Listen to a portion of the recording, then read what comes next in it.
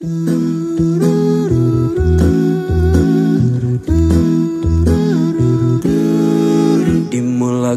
dengan bismillah, disudahi dengan alhamdulillah. Begitulah sehari dalam hidup kita, mudah-mudahan dirahmati Allah. Dimulakan dengan bismillah. Assalamualaikum warahmatullahi wabarakatuh. Alhamdulillah wassalatu wassalamu ala rasulillah, la haula wa la quwwata illa billah, amma ba'd. Saudara-saudara yang dirahmati dan diberkahi oleh Allah Subhanahu wa ta'ala, alhamdulillah di tahun ini kita dipertemukan oleh Allah Subhanahu wa ta'ala di bulan Ramadan. Alhamdulillah kita dalam keadaan sehat di dalam menjalankan ibadah siam ini, dan mudah-mudahan siam kita diterima oleh Allah Subhanahu wa ta'ala. Saudara-saudara yang dirahmati dan diberkahi oleh Allah Subhanahu wa ta'ala, saya di sini menyampaikan satu ayat Al-Qur'an, yaitu di dalam surat At-Taubah, ya, di dalam surat At-Taubah ayat 103. Allah Subhanahu wa ta'ala itu berfirman kepada kita semua, a'udzubillahi minasyaitonirrajim, bismillahirrahmanirrahim, khudz min amwalihim shadaqatan tutahhiruhum wa tuzakkihim biha wa sholli alaihim inna sholataka sakanul lahum wallahu sami'un alim. Saudara yang dirahmati dan diberkahi oleh Allah Subhanahu wa ta'ala, di dalam surat At-Taubah ayat 103 ini dengan sangat jelas Allah Subhanahu wa ta'ala menggunakan sighat amr, yaitu sighat perintah, yaitu apa? Khudz, ambilah wahai Nabi, ya, min amwalihim, dari harta mereka. Maksudnya adalah harta orang-orang mukmin, orang-orang muslim. Min amwalihim sodakotan, sebagai satu sodakoh, sebagai zakat.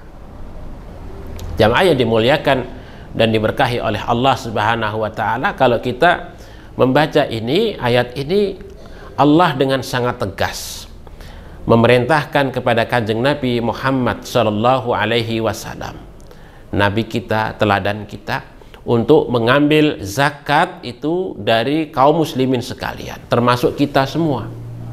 Artinya bahwa zakat adalah merupakan suatu kewajiban yang tidak boleh kita tinggalkan. Oleh sebab itulah maka di sini kita sebagai seorang mukmin, sebagai seorang muslim yang memiliki harta benda, baik itu berupa emas, perak, logam mulia, ya, berupa itu harta investasi, hasil dari profesi kita, dari harta pertanian, dari perniagaan, dari perikanan, hadiah ataupun yang lain, maka wajib bagi kita untuk menunaikan kewajiban zakat. Nah, kapan zakat itu harus ditunaikan?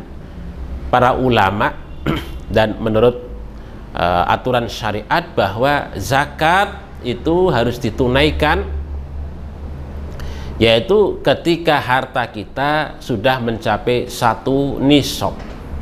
Maksudnya satu nisab itu adalah harta yang wajib kita harta yang kita miliki, yaitu harta minimal yang kita miliki. Ya, tentu jumlahnya sangat bervariasi tergantung dari zakat yang kita dari harta yang kita miliki itu. Yaitu yang pertama, umpamanya zakat profesi itu nisabnya adalah 85 gram emas. Ya, 85 gram emas ini kalau dikurskan, umpamanya emas itu harganya per gramnya itu 1 juta, tentu adalah harta yang kita miliki itu adalah 85 juta. Itu akumulasi selama 1 tahun. Kalau kita memiliki harta ya 80 juta rupiah selama 1 tahun itu, maka kita sudah terkena kewajiban zakat yang besarannya adalah 2,5% ya dari harta yang kita miliki itu. Yang kemudian yang kedua, syarat yang kedua dari zakat yang kita tunaikan itu adalah haul. Maksudnya haul itu apa? Yaitu batas waktu, yaitu selama 1 tahun. Artinya harta yang kita miliki adalah sudah 1 tahun dalam kepemilikan kita. Maka kalau kita sudah memiliki harta, yang harta itu kok sudah 1 tahun di tangan kita, maka kita sudah wajib untuk menunaikan kewajiban zakat kita. Saudara-saudara yang dirahmati dan diberkahi oleh Allah Subhanahu wa Ta'ala, mengapa Allah Subhanahu wa Ta'ala mewajibkan kepada kita semua, orang-orang mukmin, orang-orang muslim, untuk berzakat, saudara? Sebenarnya ini sederhana saja, bahwa di dalam syariat Allah mengajarkan kepada kita bahwa segala sesuatu yang dimiliki oleh manusia itu sesungguhnya adalah milik Allah. Sehingga ketika kita memiliki harta ataupun segala sesuatu, sesungguhnya itu adalah titipan Allah Subhanahu wa Ta'ala. Nah, karena harta itu adalah merupakan titipan yang kita miliki, maka kita sebagai seorang mukmin adalah ketika kita sebagai orang yang betul-betul mukmin kepada Allah, memiliki iman yang baik, maka kepemilikan yang kita miliki itu tentu akan kita kembalikan kepada Allah Subhanahu wa Ta'ala, si pemilik itu. Ini konsepnya begitu. Sehingga kemudian harta yang kita miliki itu, karena itu titipan, maka kita kembalikan ulang kepada Allah Subhanahu wa Ta'ala dengan cara kita membayar zakat itu di jalan Allah Subhanahu wa Ta'ala. Ini yang pertama begitu. Kemudian yang kedua, saudara, bahwa kepemilikan yang kita miliki tentu adalah karena kita melibatkan banyak orang di dalam kehidupan kita, baik kita dalam bekerja, ya, di dalam mendapatkan ma'isyah ataupun nafkah itu, ya, hubungan-hubungan kerja itulah yang kemudian memungkinkan bagi kita semua untuk kemudian mendapatkan harta itu, atau bisnis ataupun yang lain dan lain sebagainya. Jadi banyak harta yang kita miliki itu adalah basisnya adalah karena faktor hubungan kita antar sesama umat manusia. Nah, di sini saudara, bahwa hubungan kita antara satu orang dengan orang lain inilah yang kemudian memungkinkan bagi kita, ya, di dalam mengumpulkan harta, di dalam mengumpulkan nafkah itu adalah memungkinkan bagi kita untuk berbuat dosa, mendolimi sesama, yang itu tidak kita sadari bersama. Demikian juga perbuatan-perbuatan yang mungkin tidak layak kita lakukan kepada sesama umat manusia itu, yang itu semua nggak kita sadari.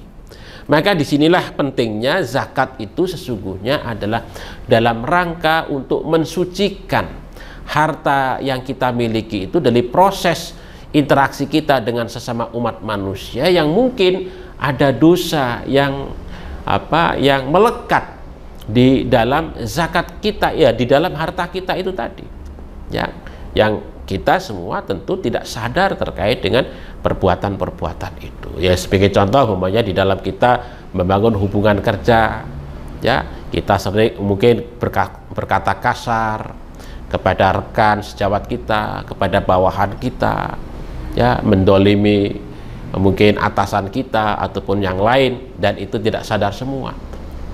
Nah, disinilah perbuatan-perbuatan yang memungkinkan bagi kita semua untuk melakukan perbuatan salah, perbuatan dosa itu. Maka di sini fungsi zakat adalah dalam rangka untuk kemudian mensucikan harta benda yang kita miliki itu dari mungkin perbuatan-perbuatan salah selama kita berproses di dalam mencari nafkah itu, yang itu tidak kita sadari. Kemudian yang selanjutnya, saudara, bahwa harta yang kita miliki itu juga mungkin ada sebagian milik orang lain yang itu juga tidak sadar kita ada di dalam harta kita itu. Sebagai contoh umpamanya saudara, bahwa ketika kita bekerja umpamanya begitu, ketika kita bekerja dalam satu institusi umpamanya, pada saat kerja itu umpamanya berdasarkan perjanjian bahwa kita harus bekerja 8 jam full sehari begitu. Ternyata di dalam beberapa kesempatan kita sering pulang bukan pada saat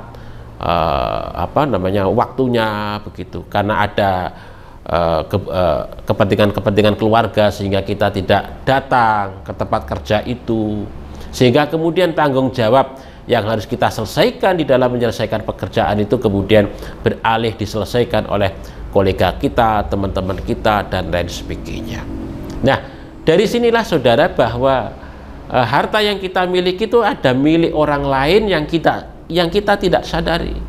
Mengapa? Karena ketika umpamanya kita bekerja yang seharusnya full 8 jam tetapi kita tidak penuh di dalam menjalankan tugas itu, tentu ada milik orang lain yang ada di dalam harta kita. Karena apa? Karena gaji kita selama 1 bulan yang kita terima tentu tidak berkurang dengan berkurangnya waktu kita kerja. Demikian juga ketika teman-teman kita, kolega kita menyelesaikan pekerjaan kita yang harus kita selesaikan, tetapi kemudian beralih teman-teman kita yang menyelesaikan itu, apakah kemudian gaji kita berkurang dengan itu? Tentu tidak.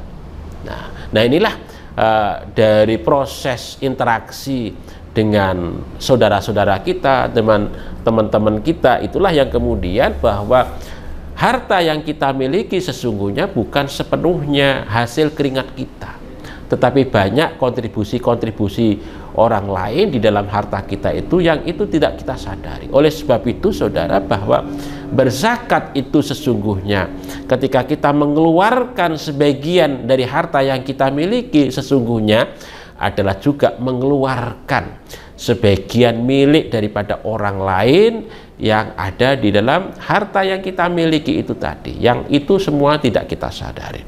Oleh sebab itu maka berzakat itu sesungguhnya menyadarkan bagi kita semua bahwa sesungguhnya apa yang kita miliki di samping juga merupakan titipan Allah Subhanahu wa Ta'ala kepada kita semua, tetapi juga itu juga merupakan bagian dari dari sahabat-sahabat kita, teman-teman kita. Ada jerih payah, ada keringat dari saudara-saudara kita, teman-teman kita di dalam harta yang kita miliki itu tadi. Oleh sebab itu disinilah maka Allah Subhanahu wa Ta'ala